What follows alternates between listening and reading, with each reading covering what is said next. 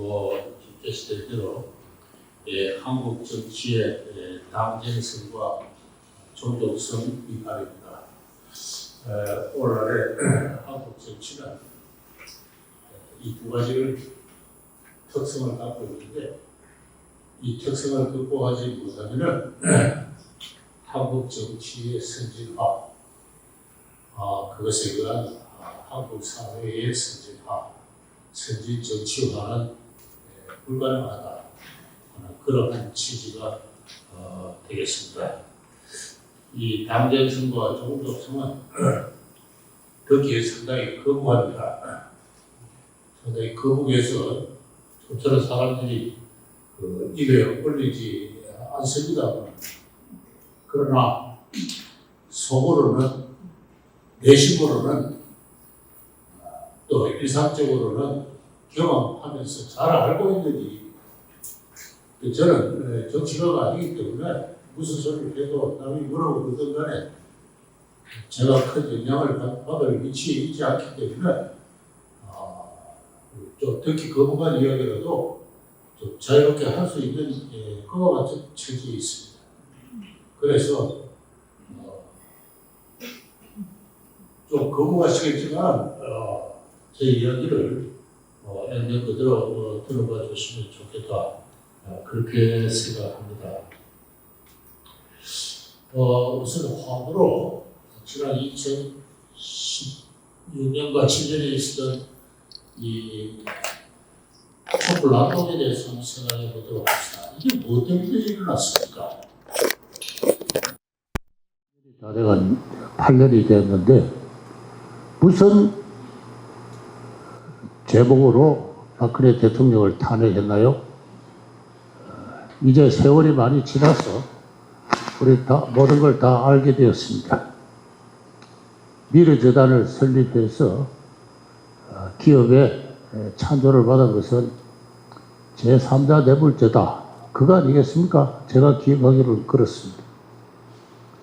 그러나 최근에 대법원의 판결에 의해서 삼성 이재용 씨가 미르재단에 출연한 것은 기업 선결을 돕기 위해 박근혜 대통령께 바친 뇌물이 아니었다, 무죄다, 이렇게 판결이 났습니다. 가장 중요한 제목이 무죄로 판결이 났어요. 8년 만에. 그 외에 뭐 여러 가지 많은 사유가 있는지 여러분은 잘 알고 있을 겁니다. 그 직전에 세월호 사건이 있었고, 그 다음에 뭐 최서원 씨, 뭐 국정농단도 있었고, 뭐 여러 가지가 있었는데, 돌이켜보면은 국정의 농단이라고 할 만한 그러한 결정적인 제목은 없었습니다. 그 탄핵을 주동한 사람들이 지금 시점에서 무엇 때문에 당신이 그 탄핵을 주도했느냐고 물어보면은 아마 속 시원한 대답을 하기가 힘들 겁니다. 그런데 전 국민이 절반이 여기에 참가하고 촛불을 떨면서 촛불 혁명이라고 그랬습니다. 저는 그걸 혁명이 아니라고 생각합니다. 난동이었다고 생각합니다. 어떤 선동과 업무와 모략에 의해서 무분별한 군중들이 동원되어 가지고 일으킨 정변이었습니다. 선진국에서는 상상도 할 수 없는 정변이었습니다. 국회가 탄핵을 하고 헌법재판소가 재판하는 것은, 국회 탄핵이라는 것은 재판의 제1심과도 같습니다. 재판은 신중해야 되고 사실에 입각해야 됩니다. 그 제1심 재판을 맡은 국회의원 한 200명은 사실의 여부를 조사하지도 않고 신문에 난 뜬 소문만 가지고 탄핵을 했어요. 그 재판이 아니죠. 그 탄핵을 주동한 유승민이라는 사람이 있습니다. 이 사람이 오늘 그 방송 매체에 나가서 당신이 왜 그 탄핵을 했습니까? 아직도 정당하다고 생각합니까? 이러니까 당시 신문과 언론이 모두 그렇게 이야기를 했습니다. 우리 그들을 믿었습니다. 하는데 이게 말이 되는 소리예요?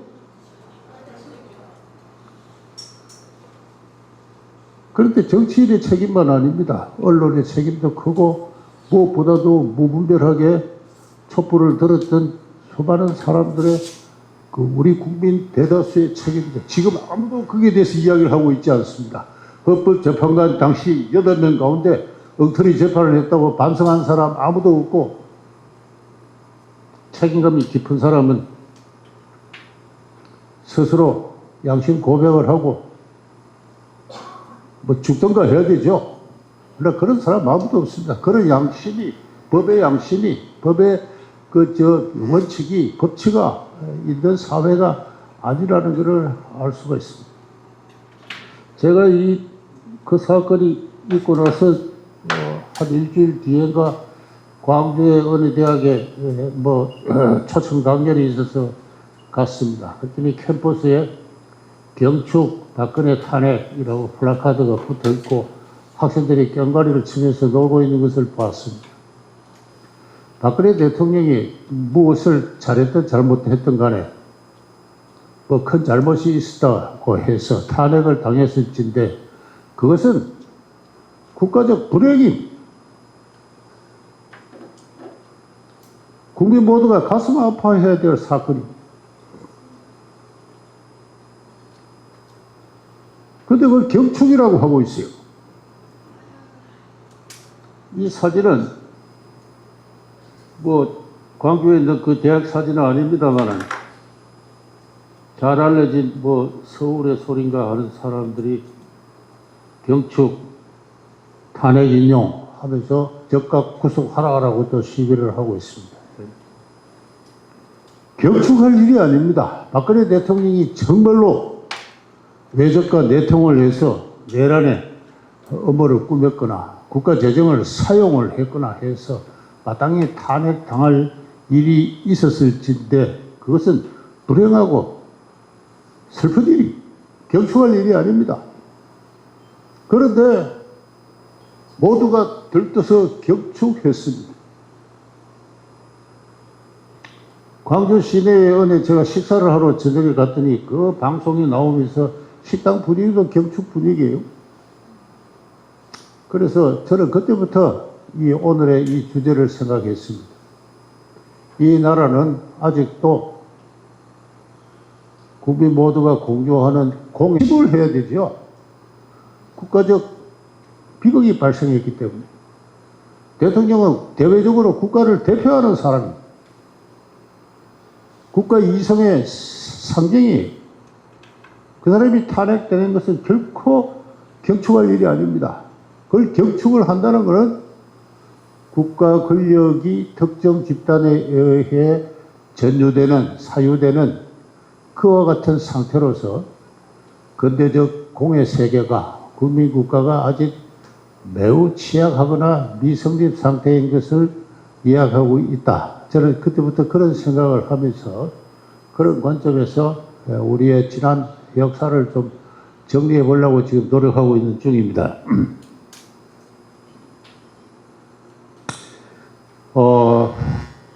대통령 탄핵이 있은 그 해에 경희대학에 이동수라는 정치학자가 한국의 정치적 전통과 이전이라는 논문을 썼습니다. 박근혜 대통령 탄핵을 어색하고 썼는지 안 썼는지 그건 모르겠습니다만 개인적으로 아는 사람도 아닌데 이 논문을 보면은 제가 방금 이야기한 내용이 그대로 들어가 있습니다. 한국 사회와 정치에는 전통적인 가산제 문화와 신념 윤리가 팽배한 가운데 정근대적인 국가 이성과 책임 윤리는 결여되어 있다.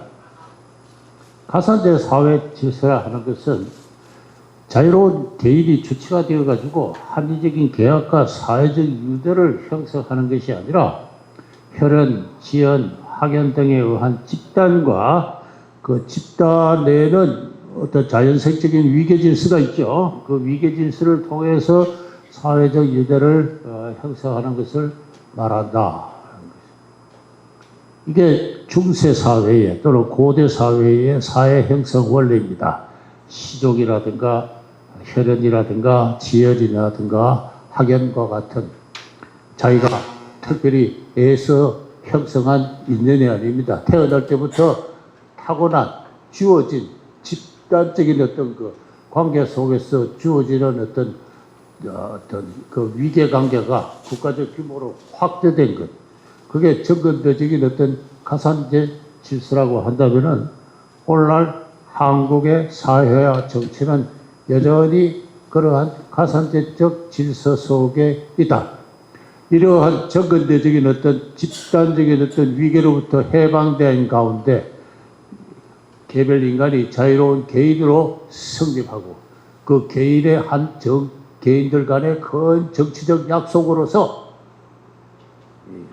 근대 국민국가가 하나의 사회 계약에 의해서 성립하는, 그래서 국가의 공의 세계에서는 공의 영역을 두고 공의 과제를 두고 다투는 게 정치입니다.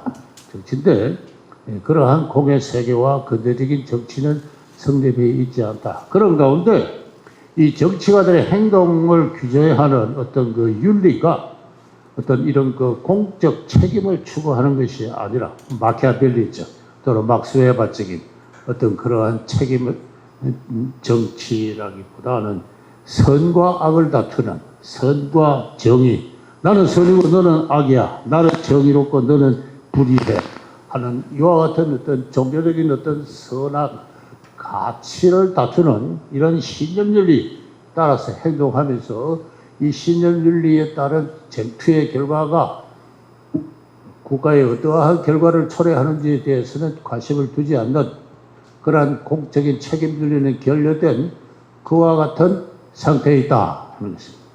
이게 박근혜 대통령 탄핵이 이루어진 그 해에 나온 정치학계에 상당히 그 영향력 있는 학자가 쓴 논문입니다. 저는 정치학자가 아니기 때문에 이러한 정치학자들의 연구에 대해서 상당히 고무를 받고 또 스스로 또 많은 격려를 받는 내 생각이 그렇게 엉뚱한 생각은 아니구나 하는 그러한 그 확인을 하게 됩니다. 이런 것은 역사가 아주 뿌리가 깊습니다. 오늘날 이 박근혜 대통령 탄핵, 윤석열 대통령 탄핵, 저는 그것을 하나의 조선왕조의 당쟁의 재판 형태라고 생각합니다. 역사가 아주 뿌리가 깊습니다. 벌써 400년 이상 된 겁니다. 400년이라면 하나의 문화가 형성이 되고, 문화는 문화적 유전자, 뭐 그런 유전자가 생물학적으로 있기는 않겠습니다만은, 그러나 문화 인류학자들은 늘 그런 이야기를 합니다. 어떤 밈이라고 그러죠. 어떤 문화적 유전자로서 세대 간에 개성되는 인간들의 어떤 그 행동 원리를 말합니다. 이런 것으로 한국 사회에 깊이 침잠해 있습니다. 우리가 우리 힘으로 근대화를 하고 근대적 계몽을 하고 근대 국가를 세웠다면 이런 것을 책임성 있게 이야기를 하면서 비판을 하고 극복하는 어떤 그런 계몽의 기간을 가졌어야 됩니다. 그러나 우리에게는 그러한 계몽의 기간이 없었습니다. 그런 가운데 이 정근대적인 어떤 정치 행태가 그대로 하나적 유전자로 현대 오늘날까지도 개성되고 있다는 게 제 생각입니다.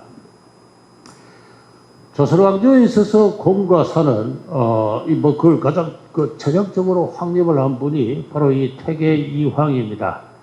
이 한국의 1,000원짜리 화폐에 나오는 참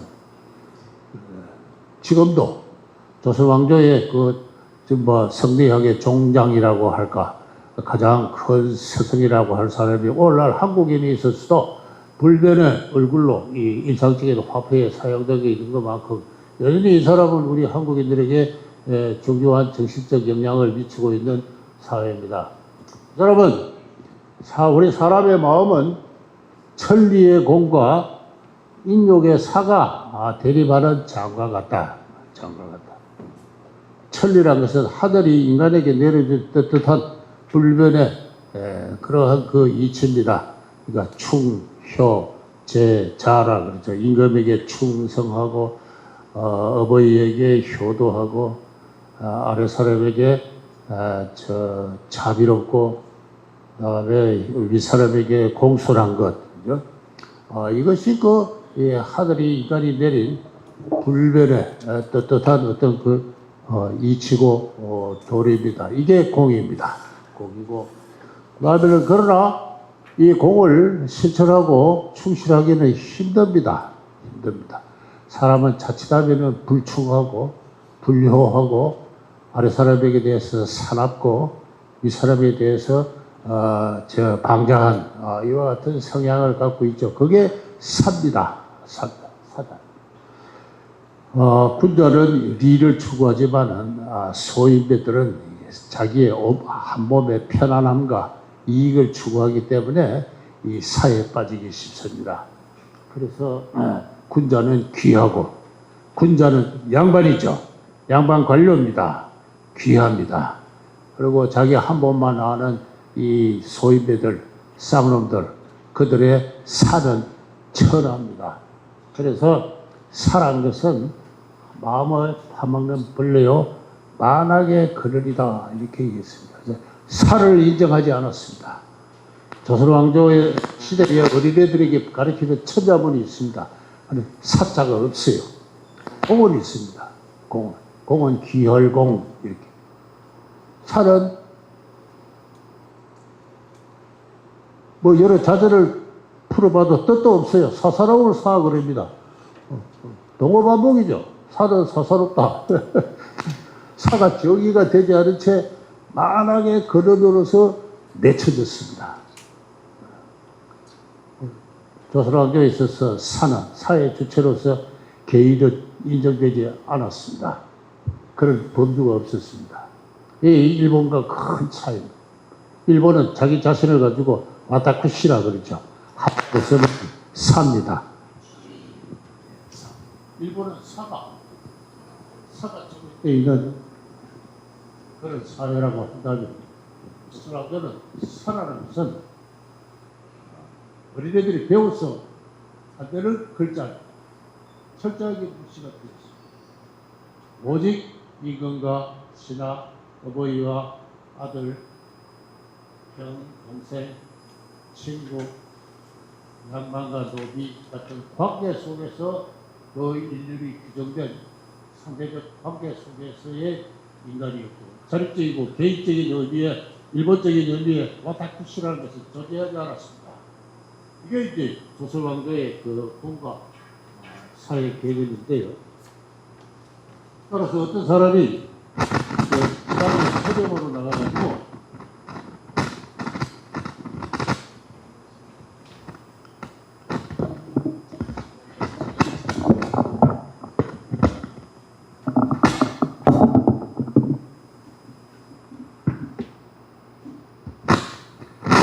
그래서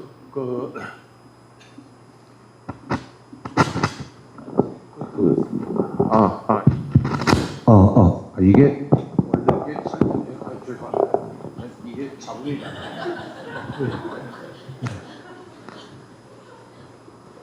그래서 어떤 사람이 어릴 때부터 막 열심히 경서를 읽고 해서 과거에 급제를 해가지고 드디어 지방 수령에 나갑니다. 지방 수령에 나가면 그 거울에 뭐 조그마한 임금과 같은 존재가 되는데 자기 본가에서 제사가 있다 하면은 거울에 자기가 책임지고 있는 이 재정의 상당 부분을 본가의 제수로 보냅니다. 왜? 어버이에게 효도하는 것은 공이기 때문에 공물을 어버이의 효도를 위해서 쓰는 것, 그거는 떳떳한 것이었습니다. 다시 말해서 근대적인 의미의 공사가 구분되어 있지 않는 겁니다. 공적 행정을 위해서 써야 될 그 지방 재정의 상당 부분을 자기 본가의 효도를 위해서 쓰는 것, 이거는 왕조가 공인하는 그와 같은 수령들의 행위였습니다.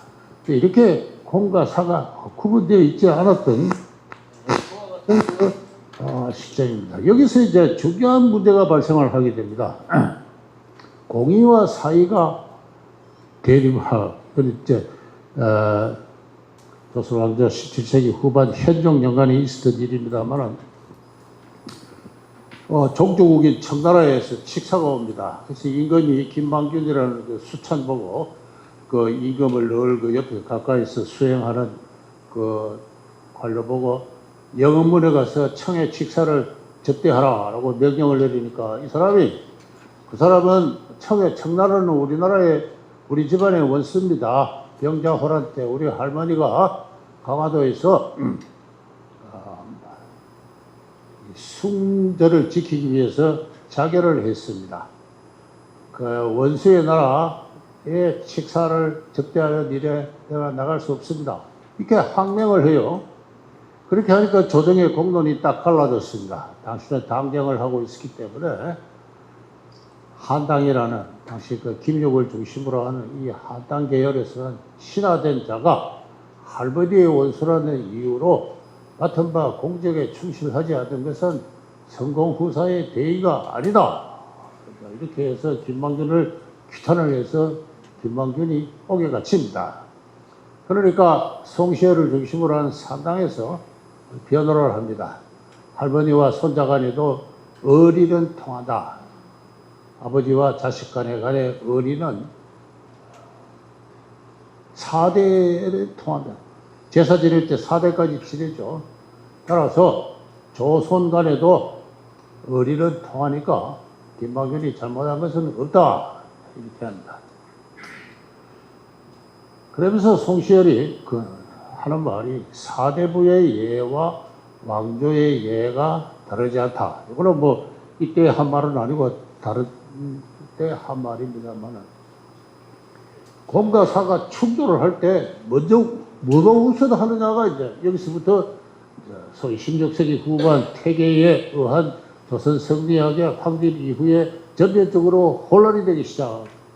그때까지만 하더라도 양반 관료들은 자기 집안에 상에 나서 그 상대를, 아버지의 상대를 치르고 있다가도 국상이 발생하면은 국상에 준하는 상복으로 갈아입었습니다. 성공후사하기 때문에. 임금이 죽으면은 아버지 죽는 상대를 잠시 멈추고 임금이 죽음에 따른 국상의 절차에 따라서 신하들이 상복을 입었습니다. 그러나 이후 순서가 바뀌었습니다. 성공후사가 안 되는 겁니다. 그러한 것이 한 100년 지나가지고 결국 이런 사태가 발생하는 겁니다. 임금이 가라 했는데도 집안의 원수니까 못 간다. 그게 옳다. 이렇게 됩니다. 이렇게 되면 그 국가가 어떻게 되겠어요? 장차. 이런 이후에도 18세기 후반에 정조 영간에도 발생했어요. 정조가 어떤 사람 보고 청나라의 사신도로 다녀오라라고 명령을 하니까 5대조 할머니의 원수의 나라이기 때문에 못 가겠습니다. 5대조 할머니하고는 의리가 성립하지 않아요. 그 정조가 뭐라고 그럽니다. 의리는 4대까지인데 너는 5대조를 갖고 의리를 주장하고 있으니까 참 말이 고약하다. 그러나 그 마음은 알겠으니까 처벌을 하지 않겠다. 이렇게 됩니다. 나라가 이제 이런 지경으로 17세기 이후 쭉 공과 사가 전면적으로 혼돈이 되는데 성공후사가 아니라 선사후공하는 이러한 나라로 이제 쭉 바뀌게 됩니다. 이 전형적인 예가 구호 한 발에 나라가 망할 지경에 빠졌습니다. 1907년에 전국 13도 의병들이 모였어요. 어정부 근처에서 모여가지고 서울 시내로 진격을 합니다. 그래서 우리는 만국공법에 따라서 일본에 대해서 전쟁을 선포를 하고 이제 드디어 서울로 진격해서 왕조를 구원한다. 그렇게 해서 한 10,000명 가까이가 모였어요. 한 100명 단위의 소규모 부대가 한 100개 정도 모였다고 하는데 그 뭐 정확하게 확인되지는 않습니다만, 그런데 의병 총대장이었던 이 이인영 씨가 갑자기 집에서 충청도 제천인가 괴산인가 거기가 고향인데 본가에서 아버님이 돌아가셨다. 의병 총대장으로 나올 때 벌써 아버지가 병중이었습니다. 그래서 아버지가 곧 돌아갈 수도 있다는 것은 미리 예측을 할 수 있는 일인데, 그런 상태에서도 본가에서 부고가 오니까 하늘이 무너졌다. 하면서 전부 하늘이 무너졌다 하면서 돌아가 버렸어요. 그래서 어렵사리 모인 이 어병 부대가 다 불풀이 해산했어요. 나중에 체포가 됐어요. 일본 헌병의 신문을 한 기록이 그 통감부 문서에 자세히 나와 있습니다. 어떤 일본인 신문관이 물어요. 그때는 어찌해서 아버지 부고를 받고 만사를 던지고 귀가했는가? 물으니까 불효한 자는 임금의 신하가 될 수 없다. 불효해서는 임금의 신하가 될 수 없다. 충을 할 수가 없다. 불효한 자는 불충하기 때문에 내가 임금을 위해서 어병을 일으켰는데 내가 불효해서는 어병을 일으킨 대의명분이 성립하지 않지 않느냐. 그래서 내가 집으로 돌아갔다. 이거 현대인이 들을 때는 전혀 말이 안 되는 이야기지만은 당시 사람으로서는 이게 상당히 목숨을 걸고 지켜야 될 행동 윤리와 같은 겁니다. 그걸 이해를 하셔야 됩니다. 그러니까 일본인이 물어요. 그때는 국가의 대사와 일가의 내사를 구분하지 못하는가? 그러니까 이인영은 이 두 가지 일은 한 가지로 귀착된다. 국가의 내사나 대사나 일가의 내사는 동일한 것이다. 이렇게 이야기합니다. 여러분, 불과 117년 전의 이야기. 여러분의 할아버지 또는 정조 할아버지 때 이야기예요.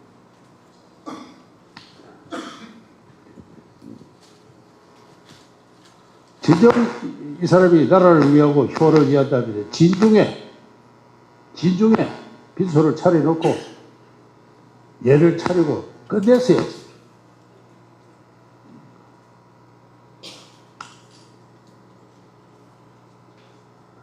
그러나 이 사람은 한 가정의 일과 국가의 일은 동일하다.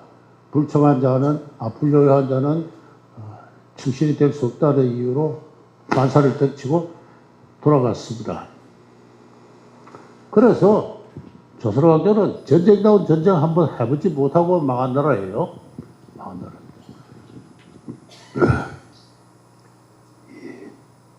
그레고리 핸더슨이라는 해방 이후에 미 대사관에서 한 10몇 년간 문정관으로 근무한 어떤 미국인 학자가 있습니다. 그 사람이 책 가운데 500년 이상 국가의 전통을 유지해온 나라가 총 한 방 쏘지 않고 망했다 그랬습니다. 뭐 총이야 몇 방 쏘기는 했습니다. 전쟁다운 전쟁으로 해보고 하지 않고 망했어요. 왜 그랬어요?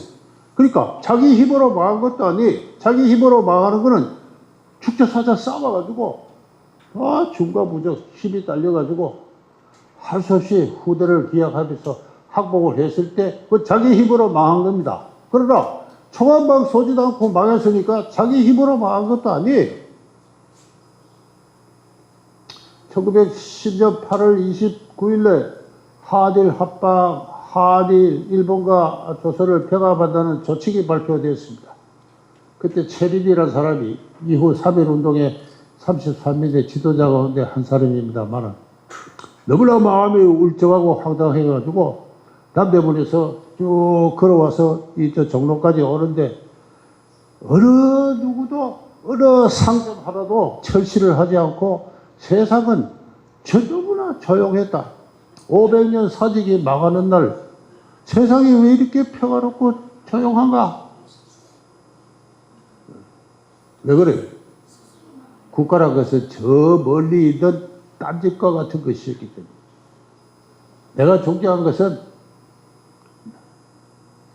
바로 우리 일가 친척, 우리 문중, 우리 친척, 우리 가정 그게 선사하고 그 다음에 후공하는 겁니다. 후공이기 때문에 죽고 사하고 할 중요한 문제가 아니에요. 그렇게 된 겁니다.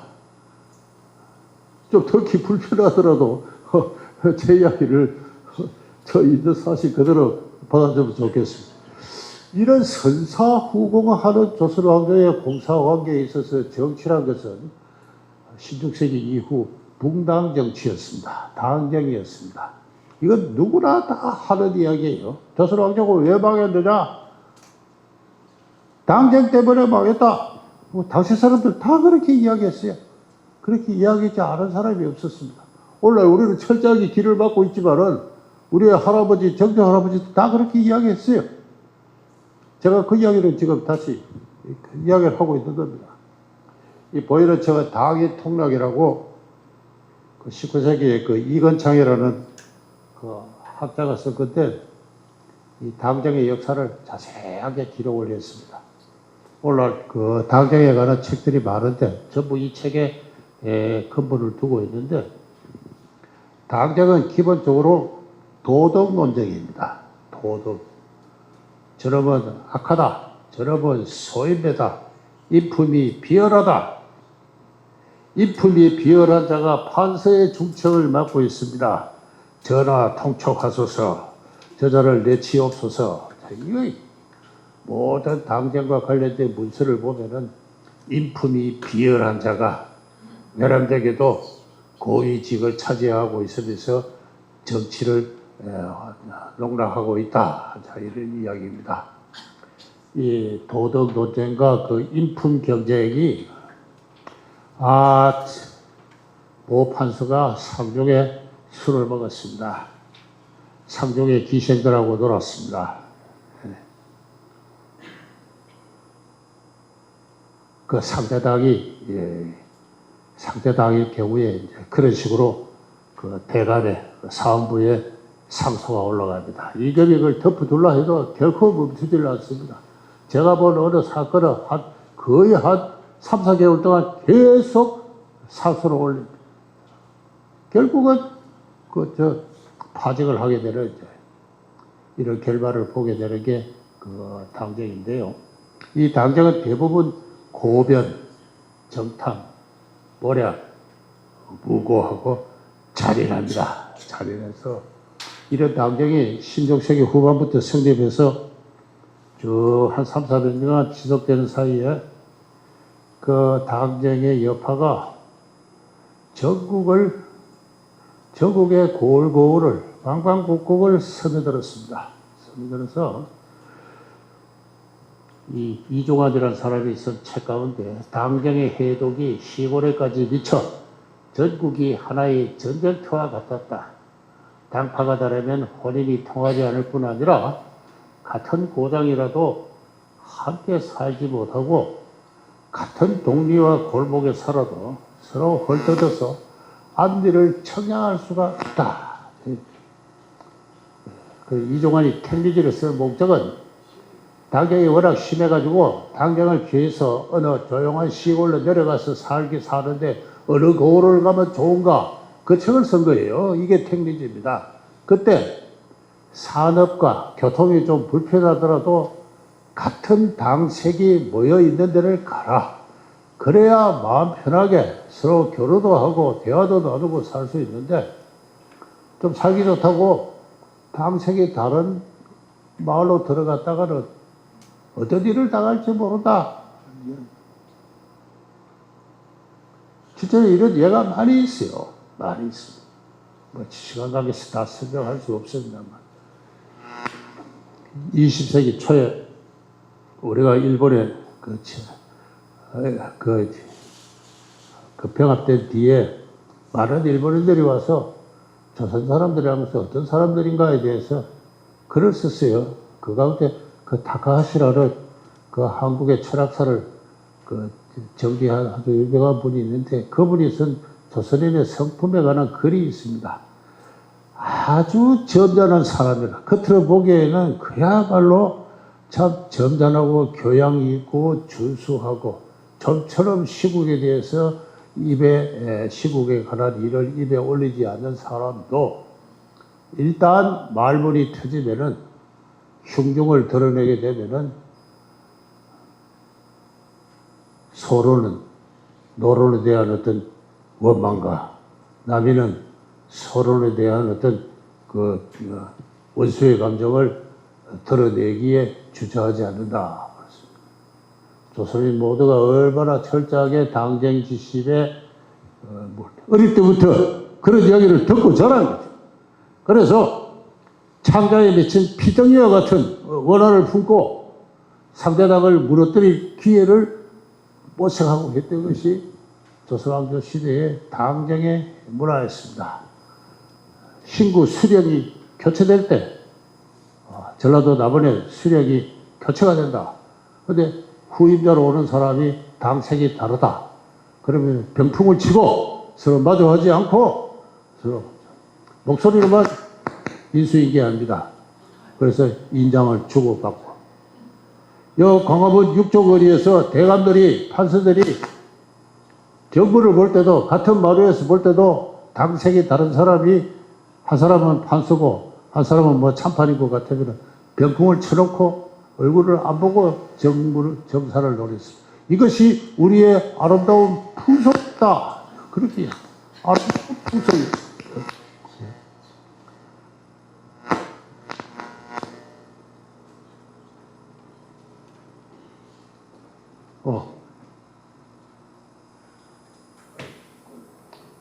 자, 이런 상황에서 이게 1910년까지 제가 말씀드렸는데 1948년에 대한민국이 성립했습니다.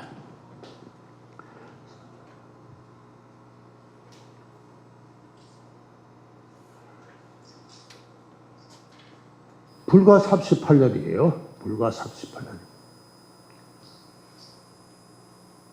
불과 38년에 자기 힘으로 세운 나라가 아닙니다.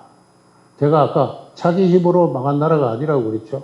마찬가지로 자기 힘으로 세운 나라가 아니에요. 자기 힘으로 해방되지 않았습니다. 역사에 그런 이야기를 저 독립기념관장 하는 사람이 뭐 비슷한 이야기를 했다가 혼종을 치르고 있는데 예전에는 그 누구나 다 그렇게 하는 이야기였어요.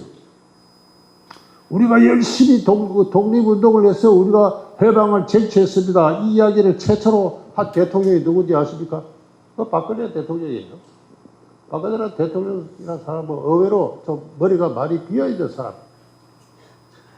우리나라 역사에 대해서 전혀 아무것도 알지 못하는 그런 사람. 우리가 열심히 싸워서 독립투쟁을 쟁취했던 것입니다. 저는 그 연설문을 듣고 아주 깜짝 놀랐어요. 그러더니 그 뒤에 문재인 대통령은 우리가 3,000여 회의 무장투쟁을 해서 그 3,000여 회에 3,300몇 회의 무장투쟁을 해가지고 그 결과 우리가 독립을 했습니다. 그랬어요. 이제 와서는 드디어 2차 대전 연합군의 승리의 과실로 우리가 독립을 쟁취했다는 그 말을 하면은 이미 역적으로 몰리는 이와 같은 그 형국이 되고 말았습니다. 그러나 어쨌든 우리 힘으로 해방된 거 아닙니다. 아린 밤중에 찰시루떡을 받는 식으로 그런 식으로 해방이 된 거죠. 이거는 조선공산당의 박헌정이가 한 이야기입니다. 나중에 최남선 선생은 우리가 해방이 되고 나라를 세운 것은 천년에 한 번 있을까 말까 한 공짜였다. 그런 이야기를 한 적이 있습니다. 제가 무슨 말씀을 드리고 싶다 하면은 요 38년간 많은 제도적인 변화가 있긴 했습니다만은 인간들의 기본적인 행동 원리에 있어서 큰 변화는 있을 수가 없다. 너무나 짧은 기간이었다. 요 뭐 나이 드신 분은 알겠습니다만 38년이면 제가 지금 나이가 지금 뭐 제 나이에 한 절반 정도밖에 안 됩니다. 순식간입니다. 순식간에. 그 사이에 제도적으로 법률적으로 많은 변화가 있었지만은 그러나 인간들의 그 사회적, 문화적, 정치적 행동 원리에 있어서는 변화가 있을 수 있는 기간이 아니었습니다. 아니었습니다. 모든 것이 연속적이었습니다. 인구의 3분의 2는 농촌에 사는 농민들이었습니다. 그들은 전통적인 어떤 그 사회 질서, 가정, 친족 질서 속에 살고 있는 그런 사람들이었습니다. 정치가들 대부분이 조선왕조 시대 때 태어난 사람입니다. 이승만 대통령은 1875년생, 그 다음에 뭐 신익희 국회 부의장 1892년생입니까? 뭐 조병옥 1894년생. 전부 어릴 때 서당을 다니고 했던 그런 사람들. 그 이후 해외에 나가서 말이지. 뭐 대학을 좀 다닌 적도 있지만 거기서 제대로 공부를 했을 리도 없고 머릿속에 들은 거는 사서상경밖에 없는 그런 사람들. 이승만 대통령은 예외죠. 그런 사람들이 새로운 나라를 세웠어요. 공산주의가 반공산주의 대열에 참가한 사람들이 다 모여가지고 새로운 나라를 세웠어요. 제가 늘 하는 이야기입니다만 이 새로운 나라 어떤 나라인가? 이승만 대통령의 경축사입니다. 민권과 개인의 자유를 보호해야 한다. 민주정치는 개인의 근본적인 자유를 보호하는 것이다. 우리가 40년 동안 외적의 손에 온갖 학대를 받아서 말과 행동뿐 아니라 생각까지도 자유롭지 못하였다. 그러나 우리는 개인 자유활동과 판단권을 위해서 쉬지 않고 싸웠다. 이렇게. 그래서 이 새롭게 우리가 세워나가는 이 대한민국이라는 신생국은 민주정치요. 민주정치의 근본적인 요소는 개인의 근본적 자유를 보호하는 것이다. 우리가 이 자유를 위해서 독립투쟁을 한 것이다. 이런 이야기입니다. 그러나 이 말을 제대로 알아들을 사람은 이 경축식전에 참가한 사람들 가운데 과연 몇 명이나 되었을까? 저는 의문을 갖고 있습니다. 개인이 무슨 말이야? 그런 말이 없었어요. 개인. 자유란 게 뭐야? 여러분, 국사편찬위원회에 들어가면은 우리나라 역사 문헌이 쫙 소개돼. 그게 자유를 검색해 줬어요. 그런 말 없어요. 그런 말 없어요. 개인의 근본적 자유? 이거 무슨 말이야? 이런 상황에서 이 나라가 출발한 것입니다. 그 말을 알아들은 사람들은 소수의 지식인들, 전 인구의 겨우 몇 %나 될까요?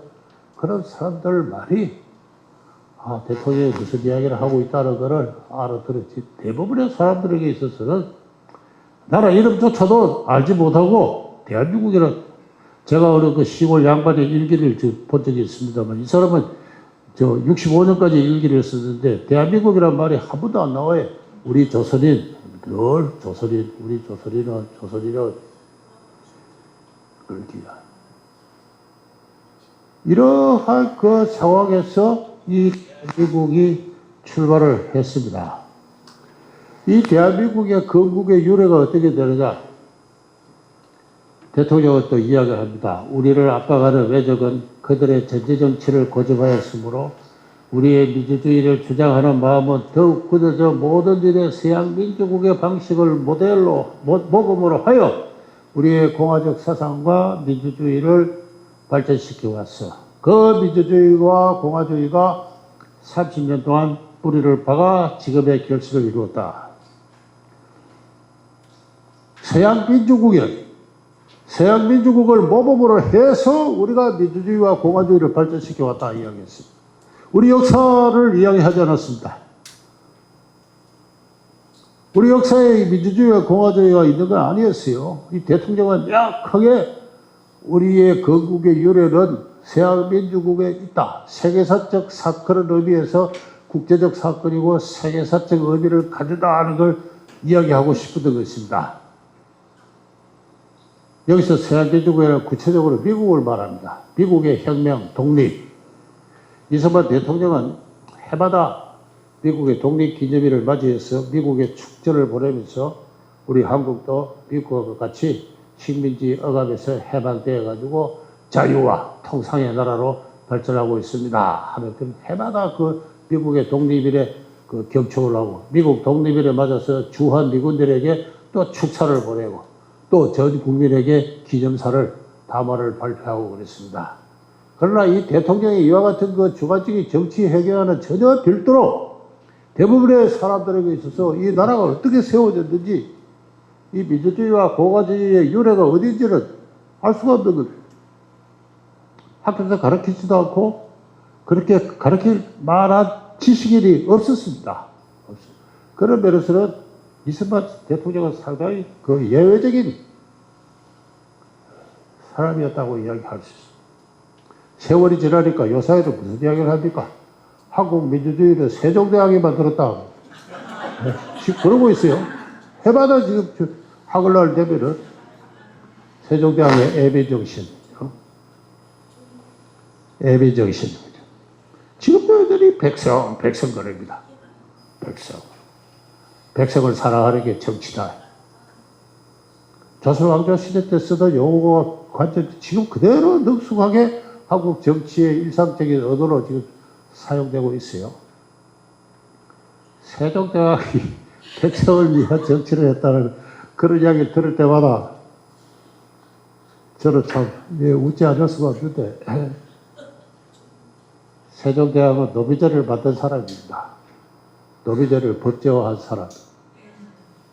사람을 인간이 아버지를 때렸다든가 주인한테 주인을 죽였다든가 하여튼 불충하고 불효한 사람을 몸을 찢어서 죽이는 이 형벌을 만든 사람이 세종이에요. 고려시대까지만 해도 사람을 그렇게 착하게 죽이는 형벌은 없었습니다. 사지를 찢어가지고 전국에 회람을 시키고 하는 이러한 잔인한 형벌이 잔인해지기 시작하는 게 세종정강부터예요. 세종실록을 제대로 읽어본 사람이라면 세종이 어떤 임금인지 잘 알 수 있습니다. 지금 온데간데 그런 이야기를 할 수 없고 세종대왕의 애비정신이 우리 민주주의의 뿌리다 지금 그러고 있어요. 예?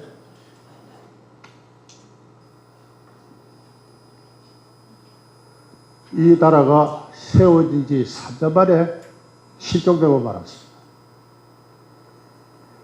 1949년 8월 달에 이 사진에서 보는 것이 독립 1주년 기념식입니다. 야, 우리가 독립을 했으니까 경축을 하자. 첫돌맞이. 대한민국 첫돌맞이. 이때까지는 우리가 새로운 미국을 세웠다 하는 기억이 멀쩡하게 살아있었습니다. 그래서 4대 국경일로 독립기념일을 만들었어요. 근데 이 독립기념일이, 국경일이 49년 9월 달에 국회에서 국경일에 관한 법률을 제정할 때 광복절로 명칭 변경이 됐어요. 그러고 나니까 모든 게 애매해지고 말았어요. 1950년 8월 달은 전쟁이 막 발발한 지 2달이 됐습니다. 근데 임시수도 대구에서 제2회 광복절 경축식이 있었어요. 이때까지만 해도, 근데 1951년 8월 15일 제3회 경축일을 할 때 정부는 제3회 경축일이야 했는데 그렇게 식을 임시부산에서 했습니다. 그때 동아일보를 보면은 제6회 광복절 이렇게 나와요. 그리고 52대는 이제 그 제2대 대통령 취임식이 있는 날이라서 이제 그 자료가 찾아지고 53년부터는 아예 광복 제8회 광복절 이렇게 1945년 8월 15일을 광복절의 기원으로 삼는 이런 일이 벌어져서 지금까지 계속 이어지고 있어요. 저하고 그 양동환 교수하고 몇 사람이 이 국경일의 주전이 잘못되었습니다 하고 한 10일 전인가 행안부에다가 소청을 했어요. 이게 당시에 여러 기록을 보면은 48년 8월 15일을 독립기념일을 경축하는 것이 이 광복절의 원래 뜻인데 이게 주전이 잘못됐으니까 지금부터 바로 잡았어야 됩니다 하고 이런 자료들을 쭉 제출했더니 그 행안부의 그 담당 관리가 대답해 오기를 50년, 51년 제2회 광복절, 제4회 광복절을 한 것은 그 당시에 행정착오였다. 그렇게 이야기하고 있어요. 70년 뒤에 후인이 70년 뒤에 선인들이 한 행동을 잘못이라고 비판하고 있습니다. 그래서 할 말을 잊었어요. 대한민국은 실종이 되었습니다. 실종이 되었어요. 그래서 독립기념일을, 그래서 이 대한민국은 그의 독립기념일을 알지 못하는 유일한 공화국. 동수대학의 마이클 브라이언이라는 그 미국인 교수가 있습니다. 이 사람이 사랑받지 못하는 공화국이라는 책을 썼는데 그 안에 이런 말이 나와요. 그의 독립기념일을 알지 못하는 또는 그것을 갖고 다투는, 책에서는 정확하게 그의 독립기념일을 알지 못하는 세계에서 유일한 공화국이다. 그렇게 이야기했어요. 그 해마다 광복절이 되면은 저는 벌써 한 20년 가까이 이 광복절의 주절이 잘못됐다고 이야기를 하는데도 아무도 들을 생각을 하고 있지 않습니다. 심지어는 같은 자유우파에 속한 사람들도 태연하게 처음에 45년 8월 15일을 기원으로 한 광복절을 이야기하고 있는데요. 독립기념일이 없어요. 45년 8월 15일은 우리가 해방된 날을 경축하는 날. 우리 입으로 해방된 것도 아닌데. 일본이 그의 군대를 물리는 것은 9월 10일이니까 그렇습니다. 그전까지는 일본의 통치가 계속이 됐어요. 한 달 동안. 이철에 상륙한 미국군이 그 일본군으로부터 항복을 받고 그 미군 정책을 설치하는 게 9월 10일인가 11일 그때 일입니다. 그전까지는 여전히 일본의 지배하에 있었어요. 경찰과 군대가 있었기 때문에.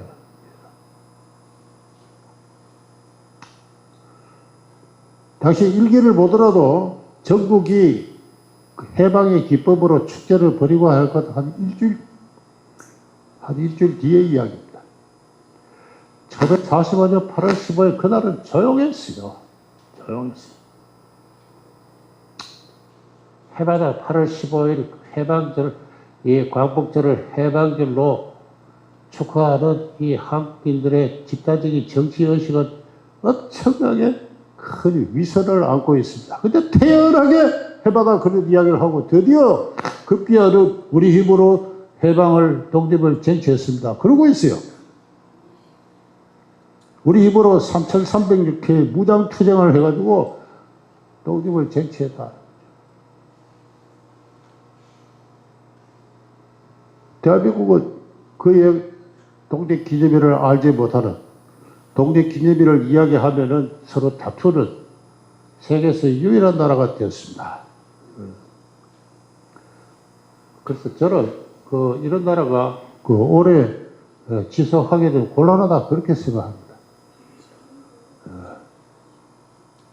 최남선 선생의 말대로 천년에 한 번이 있을까 말까 한 역사의 공짜로 생겨난 나라가 전부 생긴 자기 힘으로 망하지도 않고 자기 힘으로 생기지도 않은 그 나라에 대해서 각자가 자기 몫으로 공을 다투는 사적인 어떤 그런 선과 악, 정의와 불의의 관점을 가지고 다투는 그런 정치를 벌이는 그와 같은 나라라면은 이 나라는 장기 전수할 수 없다. 그 사이에 좀 더 확신을 갖고 제가 이런 이야기를 하고 있습니다. 나라가 세워지고 나서 국경일에 관한 법이 만들어지고 그리고 그 정인보 선생에게 제헌절 노래, 광복절 노래 다 부탁했어요. 이 가사를 보세요. 여러분 이 가사를 외운 사람도 별로 없을 겁니다. 그런 노래가 있는 줄은 알죠. 불러라 하면 다 부르지도 못합니다. 제헌절 노래. 비구름 바람 그늘이고 인간을 도우셨다는 우리의 뜻 360 남은 일이 하늘 뜻 그대로였다. 3천만 한결같이 지킬 언약이루니 옛길에 새 걸음으로 밟아주리라. 이 당근 실화를요. 단군 신라를 이야기합니다. 제가 300여성 남은 일이 뭔가 싶어가 최근에 찾아보니까 어느 도교에서 이야기하는 인간의 모든 세상 만사는 366가지랍니다. 그래서 단군이 하늘에서 참 환웅의 아들로 태어나가지고 나라를 세운 다음에 306가지 일을 다 다스렸다 하는 그 이야기입니다. 광복절 노래도 흙다시 만져보자 바닷물도 춤을 춘다. 기어이 보시려던 어른님 반님 의하리지. 이달은 40년 뜨거운 피 엉킨 자치니 길이길이 지켰어. 여기서 인간의 근본적인 자유, 정치적인 자유의 주다는 어떠한 정치적 이념도 여기 들어가 있지 않아요. 그저 흙, 바닷물, 피 이와 같은 좀 이따 이야기했습니다. 이게 종성입니다. 종족성입니다.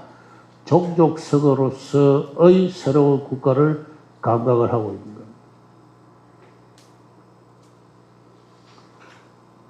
단군 신화를 가지고 신하라 그런데 저는 그것도 참 듣기가 거북해요. 여러분이 제 이야기 듣기가 거북할지 모르겠습니다만, 제가 볼 때 단군 신화는 그 삼국유사에 나오는 거는 그 문학적인 창작물입니다. 창작물. 신화는 보통 국가가 성립할 때 이렇게 자연적으로 형성되는 것인데, 우리나라의 고대 국가가 성립하는 게 한 4 내지 6세기 일인데, 그때 신화라는 것을 우리가 잘 알잖아요. 신라의 박형끝의 그 기말지, 그 신화, 그 다음에 고구려의 주봉의 신화, 다 천손의 하늘, 천신의 아들들이죠. 그래서 말이나 큰 아래 형태로 그렇게 태어났습니다. 이 단군 신화처럼 그런 웅장한 문학적 작품으로 창조된 거예요. 그게 12세기 이야기예요. 국가가 생기고 나서 8년 뒤에 다시 원나라의 지배를 받게 되니까 생겨난 창작물이라고 생각합니다. 그 신화를 구성하는 여러 가지 그 단어들 보면 전부 불교 단어들이에요. 그래서 이런 이야기가 학계에서 다 지적되고 있는데도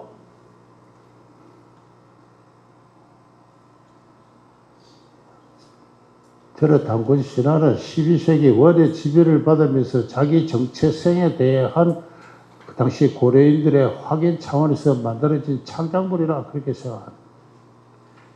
같은 시기에 제왕궁기라는 게 만들어지는데, 그 제왕궁기와 그 단군 신화는, 그 삼국유사는 거의 같은 내용인데, 제왕궁기는 뭘 썼느냐 하면은 역대 제왕의 시초를 요순 임금으로 잡고 요순 임금과 같은 데에 단군이 있었다는 것을 증명을 하는 거예요. 그러니까 고려인들이 세계사를 알게 되는 거,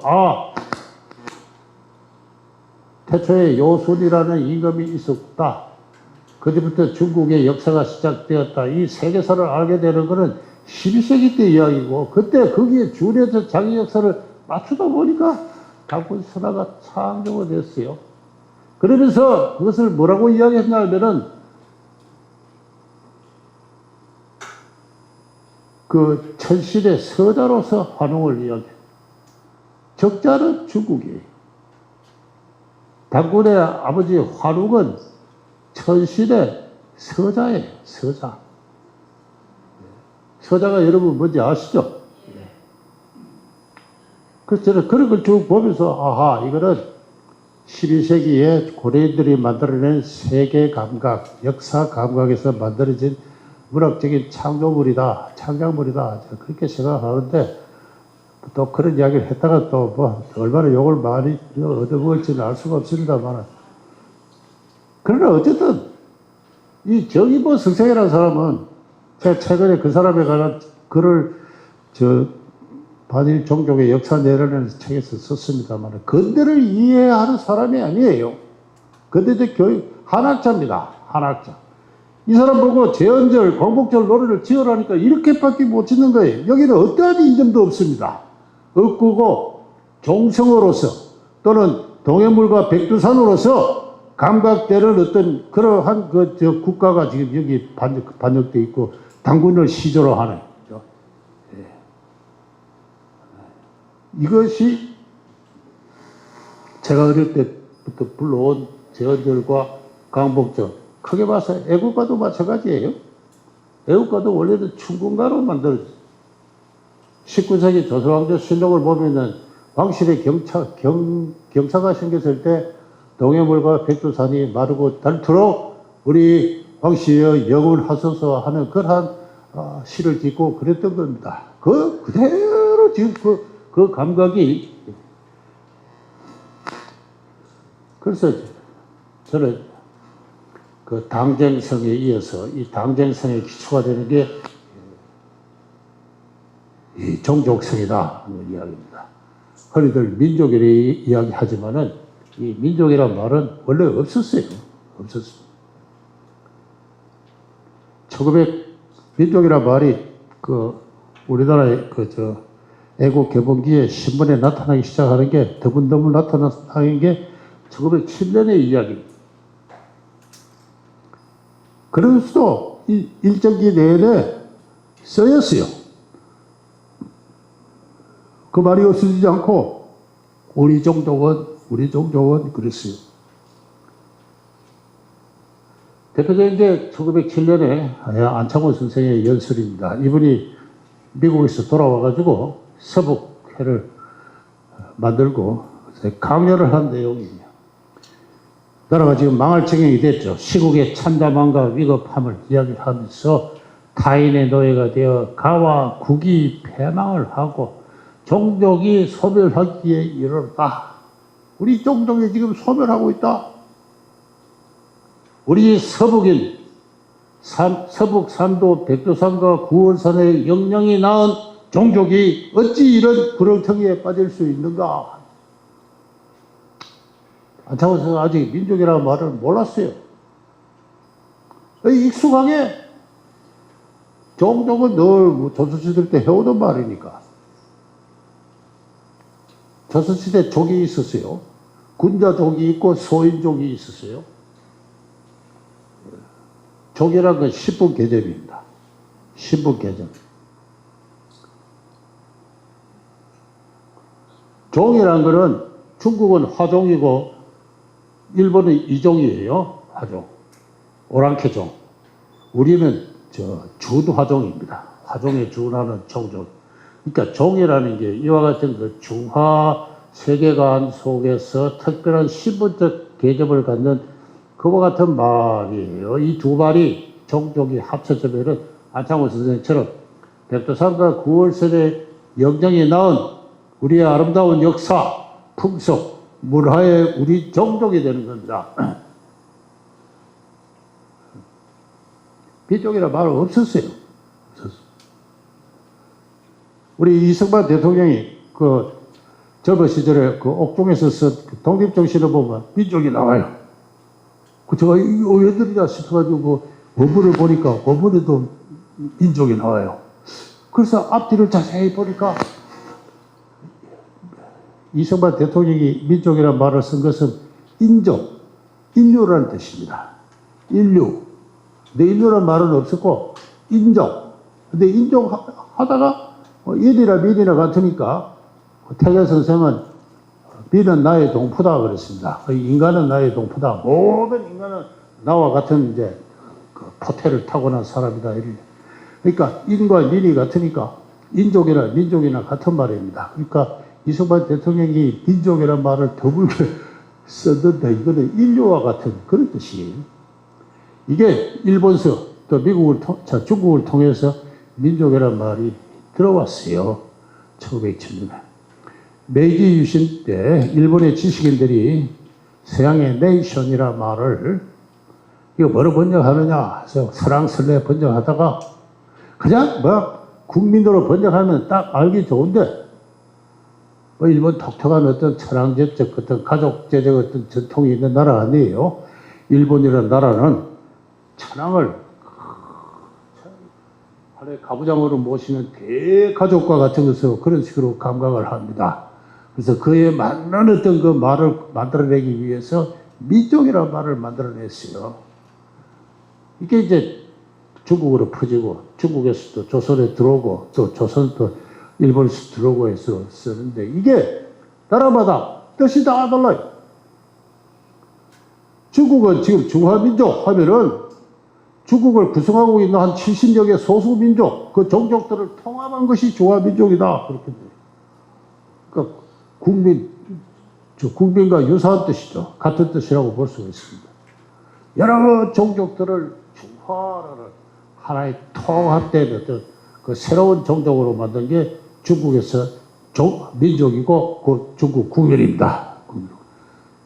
중국에 사는 여러 종족들이 우리 조선족을 포함해서 다 어릴 때부터 그런 교육을 받고 와서 지금 한국에 와 있는 조선족들도 자기들은 중화민족이라고 생각합니다. 중화국민이라고 생각하죠. 우리하고 민족의 뜻이 다릅니다. 우리는 그렇게 통합할 그 소수 인종들이 없어요.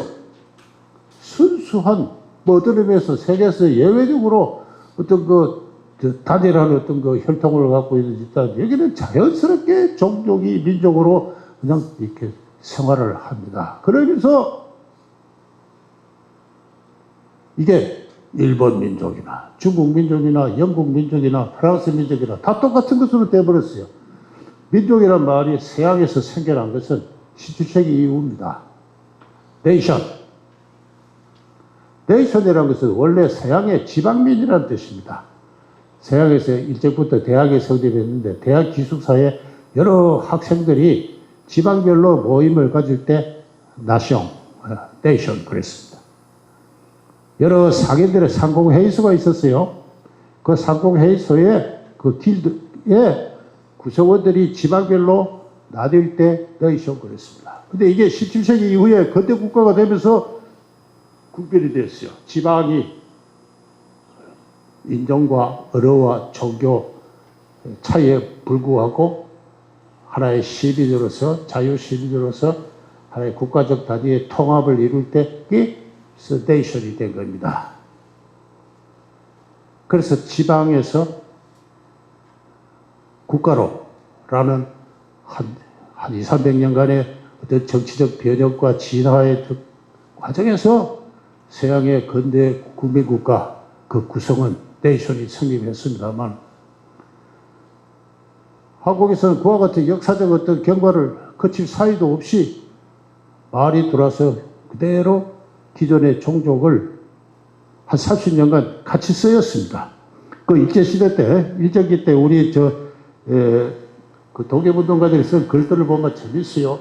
아, 조선민족은 한참 하다가 일제의학화에서 드디어 종족이 소멸하기에 이르렀다. 이러면서 민족과 종족을 같은 문단 안에서 쓰고 있어요.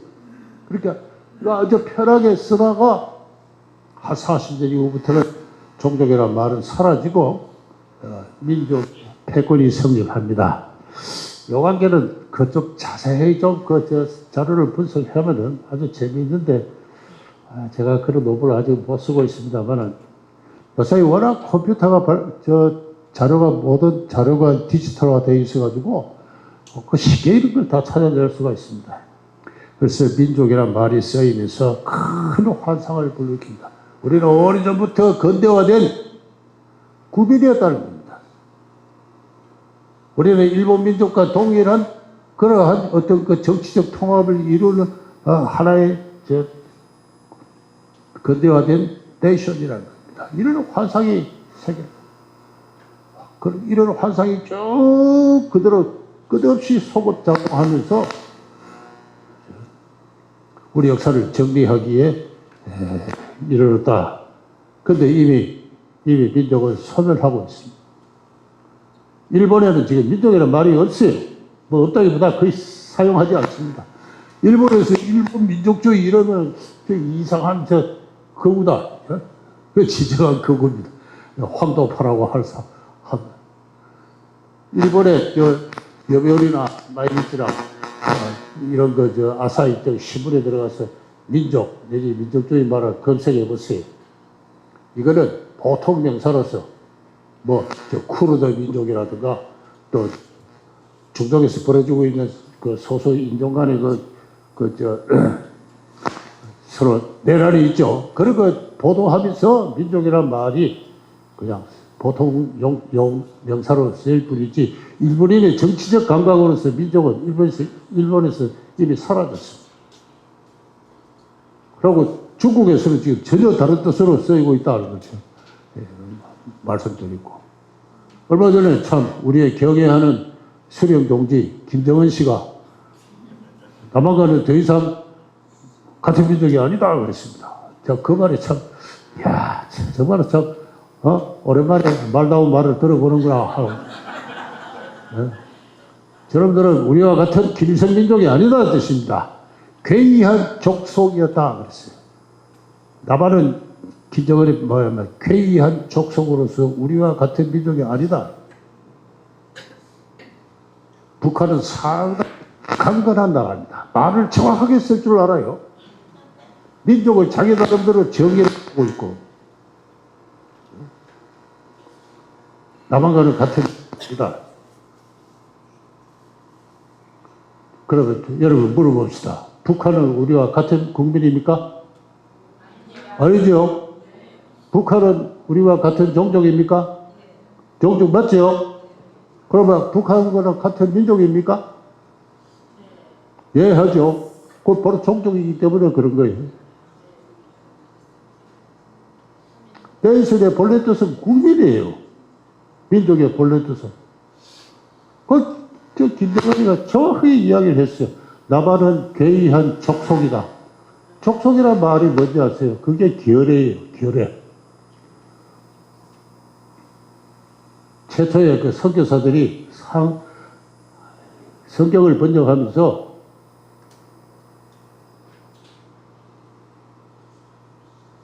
그 아브라함이, 유대 민족이 또 아브라함이 하나님의 장면이 나옵니다. 온 세상에 너의 족속이,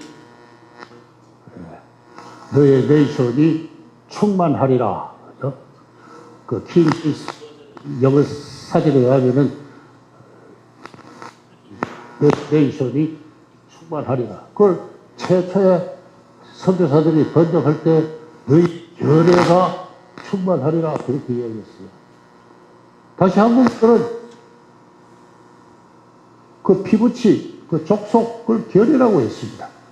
그걸 네이션을 번역할 때 그 족속이라고 그랬습니다.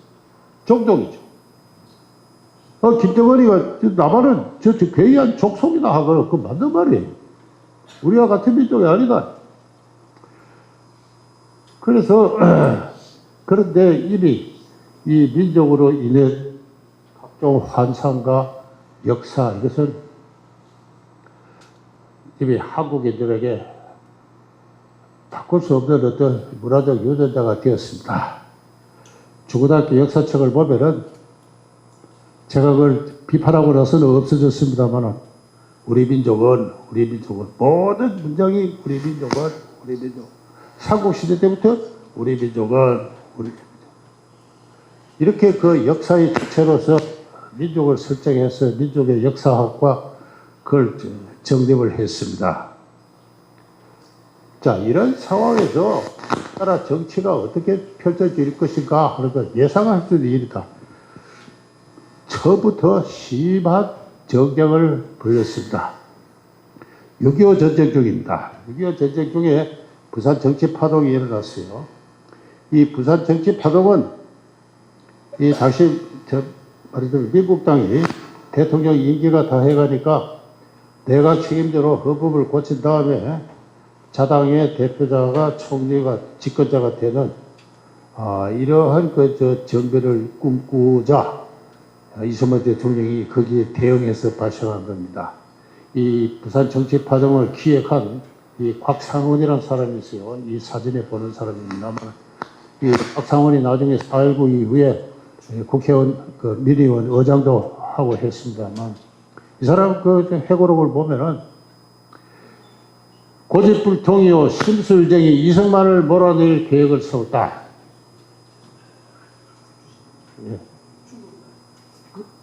예. 예. 그래서 이승만을 몰아낼 세월 겨웠다. 그래서 국회의원 다수가 여기에 압도적 다수가 지지를 얻는데 우리는 성공했다. 말씀드리기 죄송한데 저쪽에 앉으셔서 전화기를 쓰시는 게 어떨까요? 이걸 보시면 요 원격에서도 되거든요. 이게 예, 앉아서. 예, 예. 요 원격으로 여기 넘어가고. 아, 예.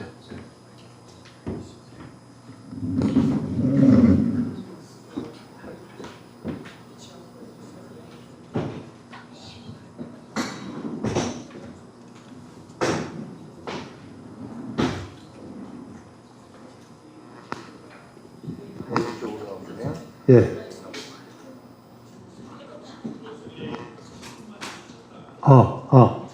잘 들립니까? 예. 시간이 10분밖에 안 남았는데. 아니 천천히 하시고 시간 넉넉히. 아, 예.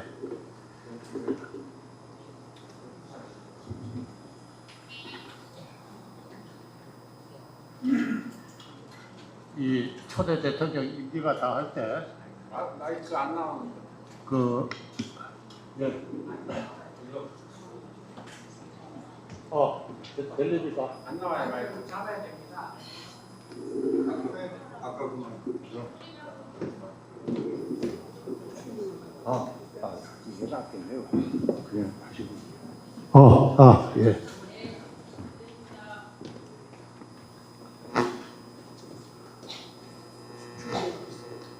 그래서 그 국회에서 그 내각 기획제를 개헌을 하고 이승만 대통령을 쫓아낼 이제 그런 그 계획을 세웁니다. 이 곽상원이라는 사람이. 그러면서 당시 국회의원들이 여러 파벌로 나눠졌었는데 그중에 영남을 중심으로 해서 한 20여 명의 국회의원을 데리고 있는 신라회의 그 파장이라고 할 이 장택상 의원에게 당신도 여기에 참가하시오라고 이제 거절을 합니다. 그러니까 장택상이가 하는 말이 성사되면은 배정을 어떻게 할 거요? 이렇게 물어봅니다. 그러니까 곽상원 씨가 아니 한 자리에 안 드릴까봐 그러시오. 이렇게 이거 저 회고록에 나온 이야기니까 얼마나 어느 정도 진실인지는 알 수가 없고 모든 회고록은 다 그냥 절반 정도는 그냥 뻥튀기 하거나 거짓말의 경우가 많으니까 그대로 믿기는 힘듭니다만 이런 류의 대화를 오고 갔습니다. 그래서 그를 끝내 도장을 찍지 않았다. 그때 이제 이 사실을 아마 이승만 대통령이 들었겠죠. 그래서 장택상 씨를 국무총리로 앉힙니다. 앉혀서 그 대통령을 그 쫓아낼 그 개헌을 할 그런 그 정변을 막습니다. 이후 곽상원 씨가 다시 장택상을 설득하러 갔더니 그때는 이승만이 보낸 이범석 장관이 그 당시 내무부 장관을 하고 있으나 그 장택상 씨와 밀담을 나누는 걸 봤다는 그런 이야기였는데 이때 아마 총리 자리가 제안이 되었을 겁니다.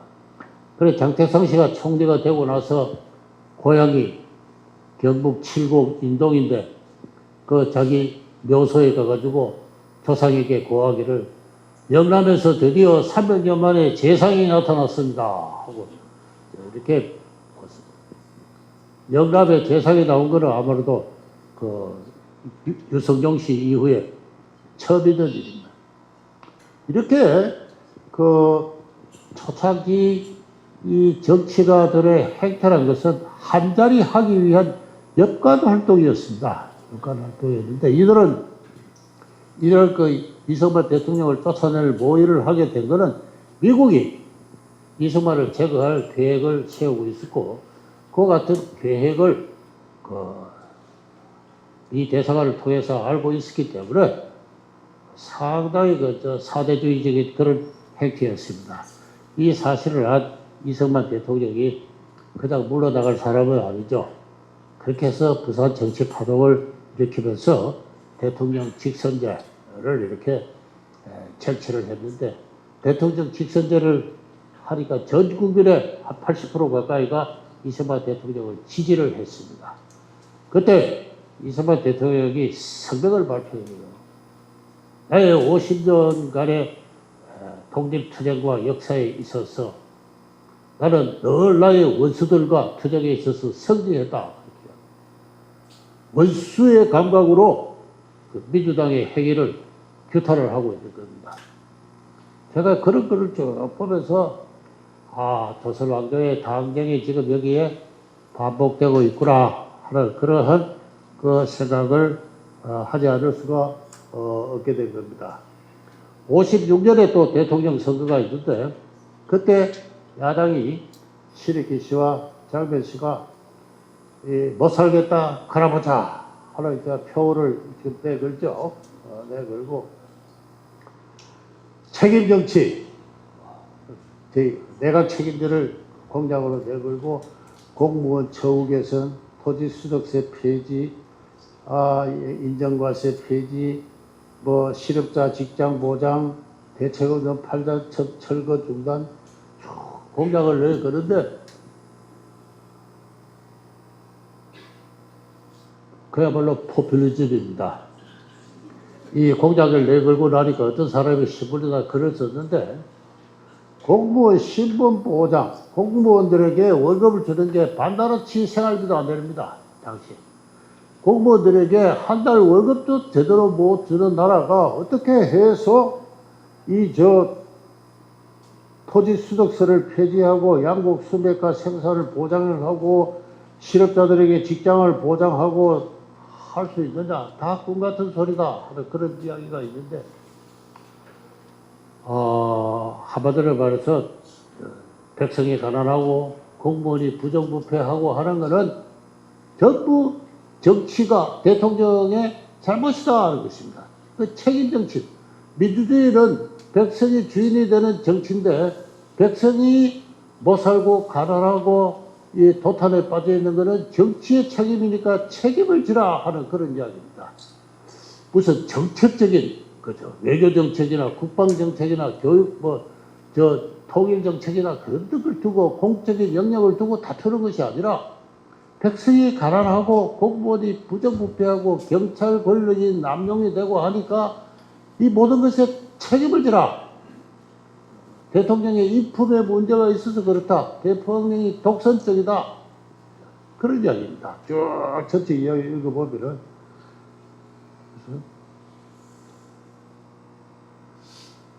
그래서 저는 이 민주당의 한강 백사장 여세를 보면서 이 광화문의 촛불혁명의 제1차, 이거는 뭐 대낮에 있으니까 촛불혁명은 아니지만은 대통령 선거 유세 때 30만 명이나 되는 사람이 한강 백사장에 모였다는 것, 이 세계에서 유례를 찾기 힘든 대단히 한국적인 현상입니다. 모든 국민이 전 세계에서 가장 가난한 1인당 뭐 국민소득이 4, 50불밖에 안 됩니다.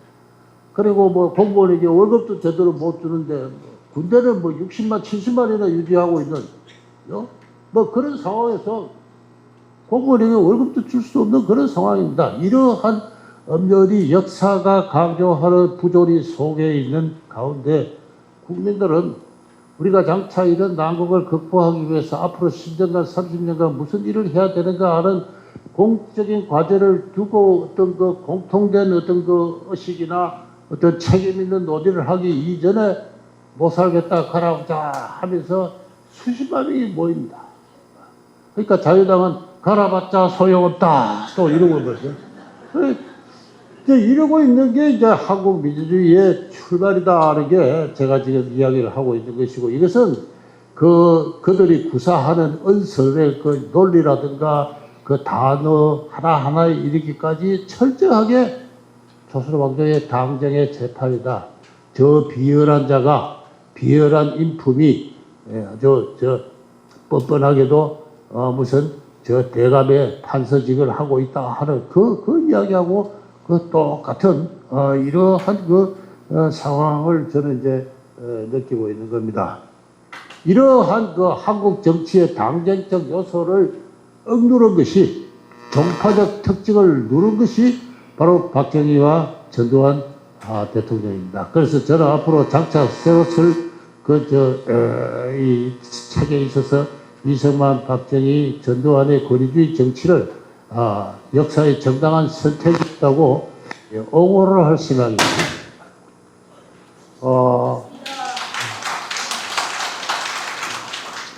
허리를 이승만 대통령 하면 07과삼 그러는데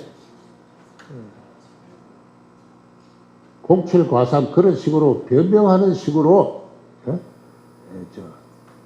역사를 이때까지 모든 역사를 했습니다.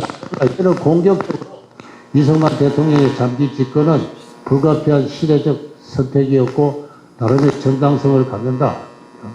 박정희 대통령의 그 삼선과 유신도 마찬가지다. 그런 이야기. 저는 전두환 대통령까지도 크게 말해서 그런 박정희의 후계자로서 5.16 군사혁명의 그 혁명의 가업을 완수한 그런 사람이라고 생각합니다. 이 사람들이 저는 그래서 이 권위주의 정치가 변명할 것이 아니라 그 역사적 정당성을 적극적으로 주장할 필요가 있다. 신생 후진 국가의 국민 국가 형성은 본질적으로 전통을 해체하고 재구성하는 혁명의 과정입니다. 혁명. 나라를 내이션 빌딩을 하다 하나의 혁명.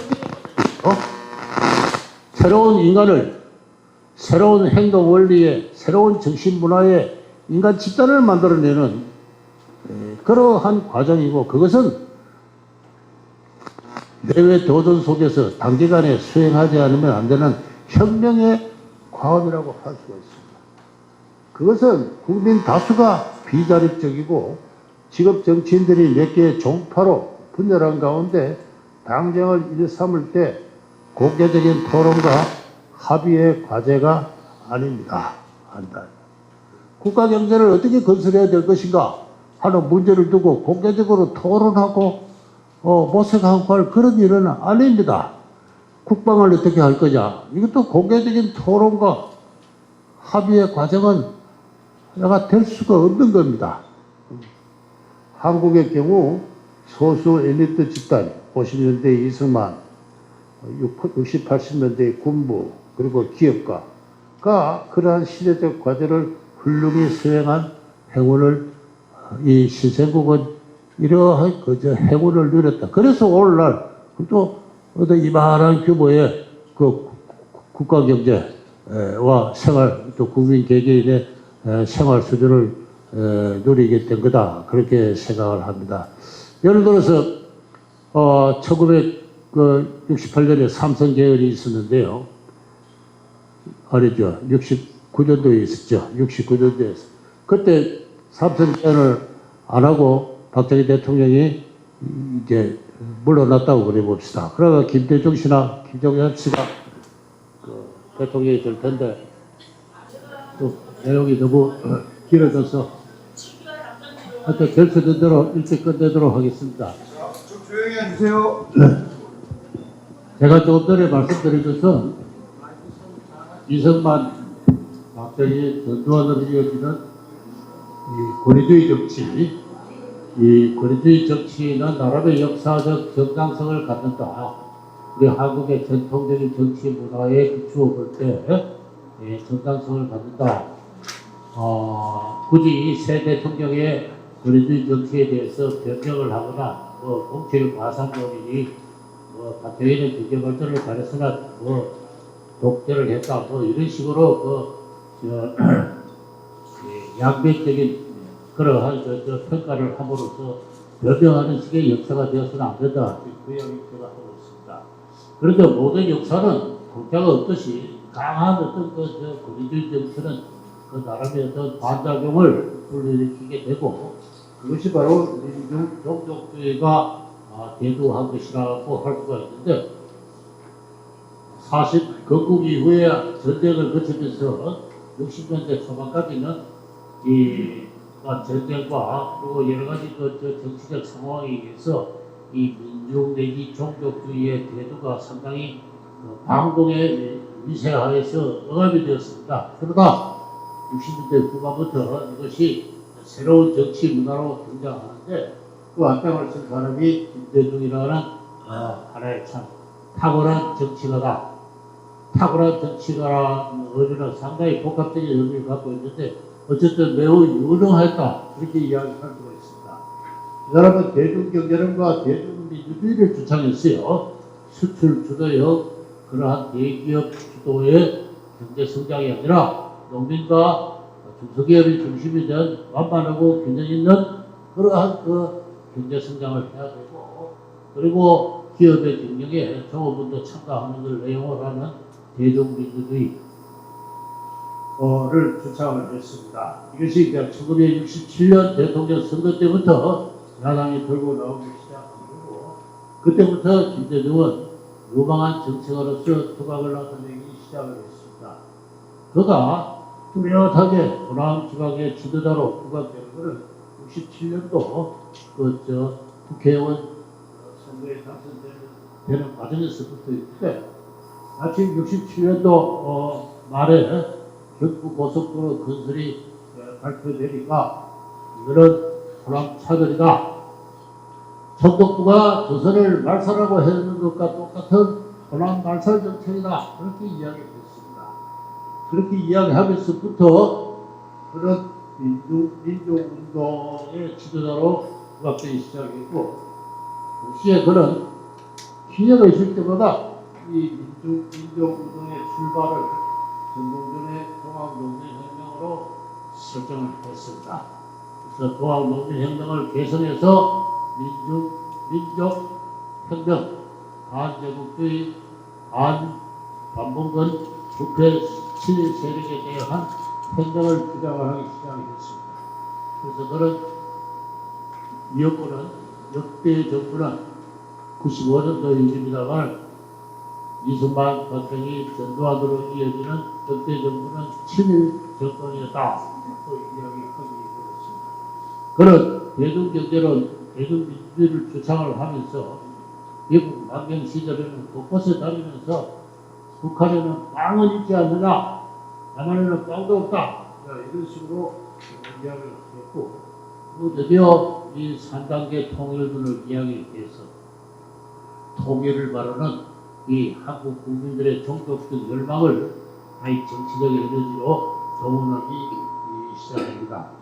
그런 대단히 용기가 있었고, 그리고 정략적이었고 체계적인 어떤 선동과 어떤 선전의 방식을 통해 가지고 드디어 한 무심이 지나서 80년대가 되면은 한 지역의 맹조로서 흔들림 없는 그 정치적 지위를 확보하게 된 것입니다. 그 과정에서 흔히들 이 민족운동의 출발을 그 역사학자들의 움직임으로 보고 77년도부터인가 해방전후사의 인식이라는 책부터 그렇게 잡고 있습니다만, 저는 아니다.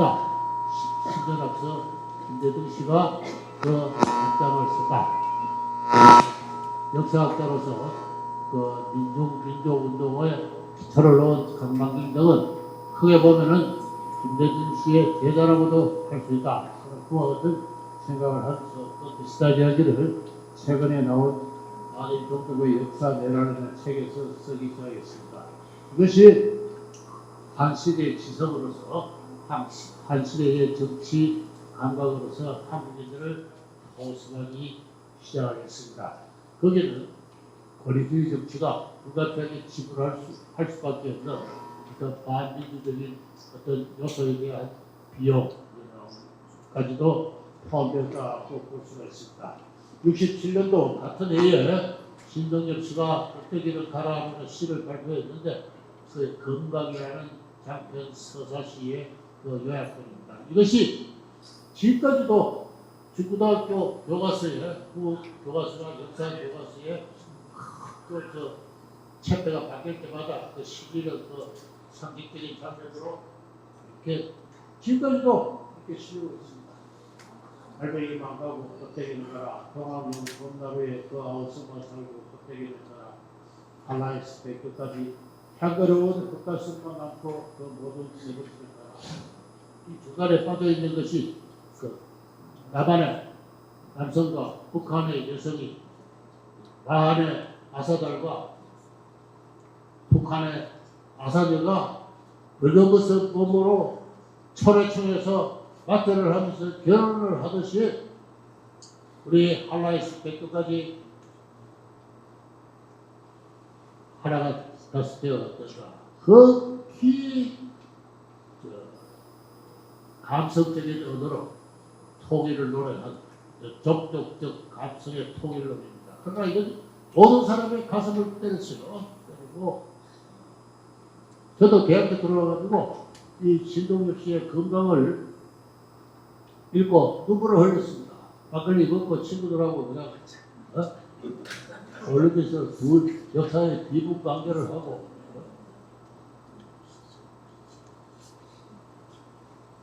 한 시대의 부사를 창조를 하게 됐는데 그것에 김대중 씨의 부서가 크다는 이야기 제가 하고 이것이 드디어 하나의 역사학으로 성립이 됩니다. 광주에 있는 5.18 한림묘지에 가면은 이런 조형물을 있고 역사 공간이라는데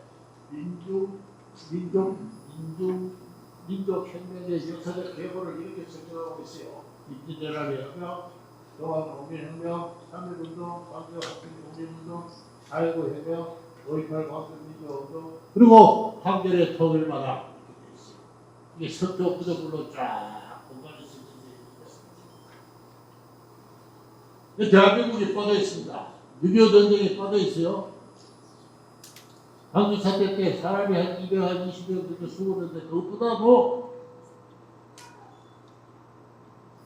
그 10,000명에 가까운 사람이 죽고 다칠 때 전쟁의 이야기가 없습니다. 우리 역사상 최초로 국민이 주권자가 되는 대한민국의 건국 사건이 없어요. 이러한 식으로 역사를 정리를 한 가운데 이게 불가침의 거리를 갖게 됐습니다. 광주 사태에 대해서 이야기를 하게 되면 감옥에 가야 되는 그런 상황이 되고 말았던 것입니다. 그래서 저는 이 역사의 공자가 없듯이 우리가 내신 1등에 있어서 권위주의 정치라는 어떤 나름의 정당성을 가진 정치 형태를 치는 대가가 너무나 크다. 이렇게 움직일 수 없는 그러한 거대한 권위로서 민주종족주의가 국민의 정치적 감각으로 승리를 했다 이렇게 볼 수 있습니다. 결국 김대중 씨는 무엇을 남겼느냐? 북한 핵입니다. 북한 핵. 그런 북한은 핵을 만들 능력도 없고 의사도 없고 북한 핵은 내가 책임진다 그랬습니다. 그러면서 북한에 현금 지원을 했죠. 그 액수를 두고 뭐 여러 가지 이야기가 있습니다만 확인된 것만 해도 한 5억 달러 지원을 했습니다. 이후 노무현 정부에 이렇게까지 여러 가지 물자를 합해서 한 70억 달러에 가까운 어떤 북한의 지원이 이루어졌어요. 그 결과 북한이 핵실험을 했습니다. 6년 뒤에 2006년에. 그러니까 김대중 씨는 또 뭐라고 그랬습니까? 북한이 핵을 개발한 것은 미국의 거부 세력 때문이다.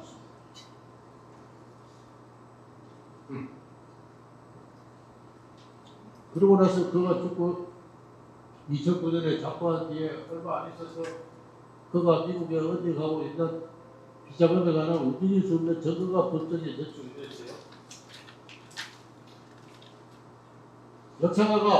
정치가가 죽고 나서 그가 무엇을 했는가, 역사적으로 평생 무엇을 했는가를 평가할 때 그가 무엇을 남겼는가를 봐야 됩니다.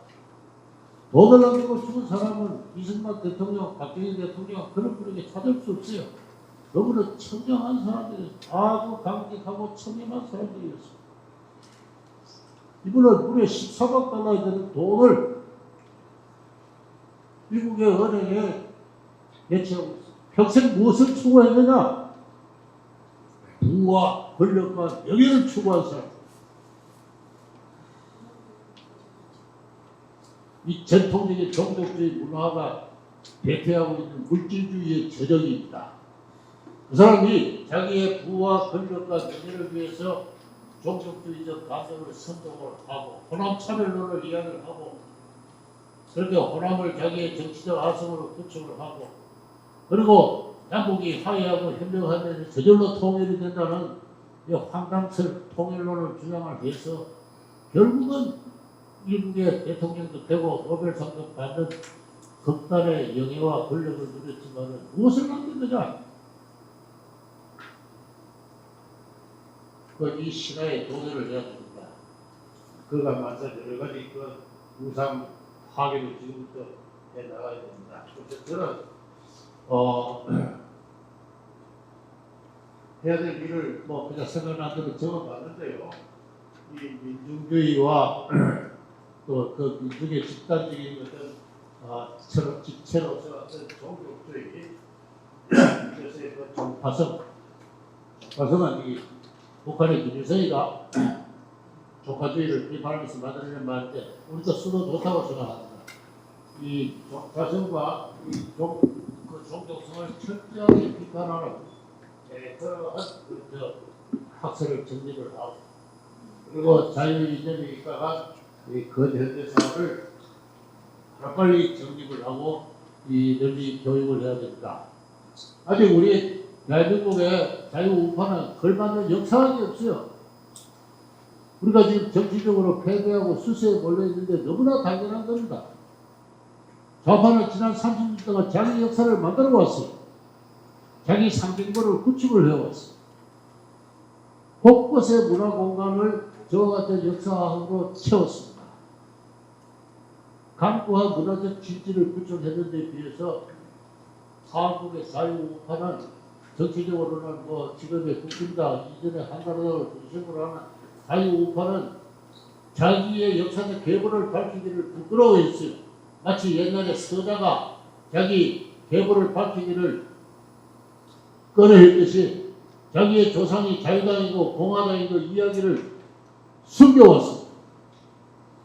지금도 국힘당의 당 사이트에 들어가보면은 자기 당의 역사가 한나라당 때부터 시작하는 걸로 나와 있어요. 조순씨가 만든 한나라당. 그런 정당이 선대를 할 수가 없죠. 단결을 할 수가 없습니다. 두 차례 탄핵이 다 당 내부 때문에 발생한 거 아니에요? 패배는 당연한 겁니다. 너무나 당연한 거예요. 아쉬워할 것도 없고, 지금부터 문제. 그래서 전투적 정당을 제거를 해야 되고, 그리고 이 종족성과 종족성은 단기간에 없어지는 건 아니기 때문에 철저하게 그러한 전략에 입각한 결정을 해야 됩니다. 그래서 5.18 유공자 일면을 공개하라. 왜 이야기를 못합니까? 왜 국힘당의 지도자가 그 이야기를 못해? 이 최경진이라는 그 교육부 장관, 그 부총리 청문회 때 같이 나온 이야기인데 그 사람이 5.18 유공자 모양이에요. 그래서 국힘당의 의원이 자신은 무슨 연유로 5.18 유공자가 됐냐 하니까 그 이야기를 좀 나중에 합시다 하고 미루더라고요. 턱도 없는 인간들이 5.18 유공자가 되어가지고 지금 하나의 특권, 헌법이 거부하고 있는 특권 신분을 형성을 해서 국가로부터 어떠한 보문적인 어떤 그 지원을 받는지도 몰라요. 한 달에 얼마씩 수령하고 있는지도 모릅니다.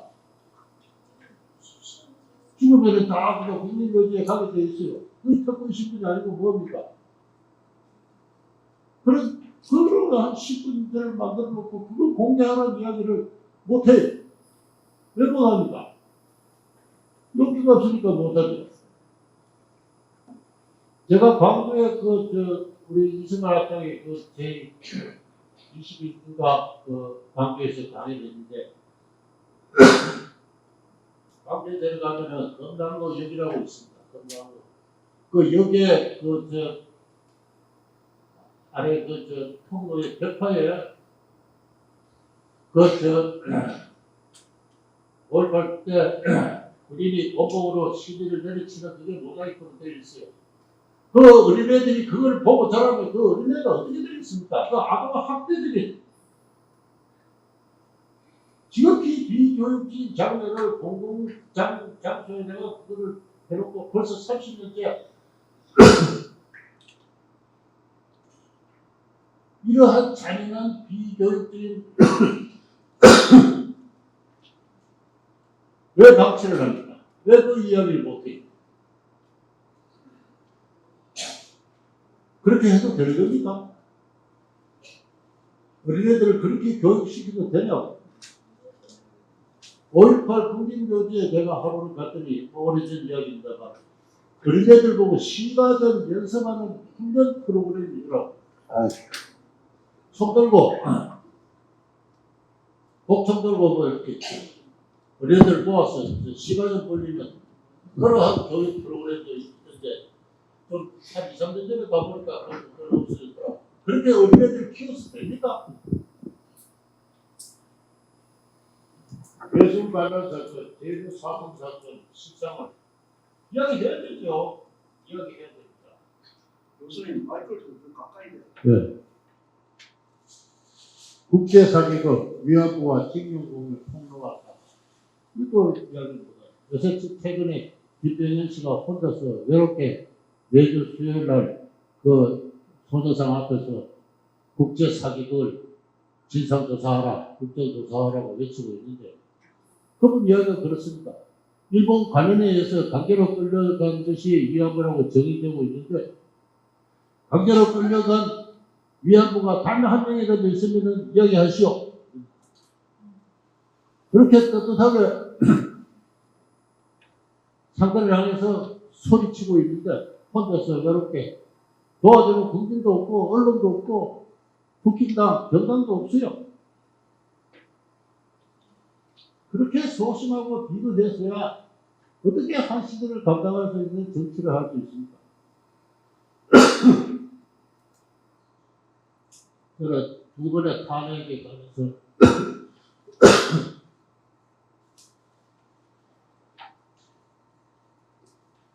백수도 발간해야 되고 당의 역사를 삼아야 되고 광주를 해방하라 라는 슬로건을 내들고 지역차별하자는 이야기가 아닙니다. 광주도 우리 대한민국 자유시민이기 때문에 해방을 시킨 광주 해방 운동을 권리해야 된다고 했습니다. 적어도 그런 정도의 감각을 갖고 정치를 하는 용기 있는 정치인이 언제 나타나느냐. 그래서 김대중 씨처럼 유능한 그런 자유진영의 자유투사로서 정치가가 언제 나타나느냐. 그런 정치가가 안 나타나면 이제 이 나라는 저는 시들시들해 가는 그러한 그 녀석밖에 앞으로 나지 않았을 것이고 그런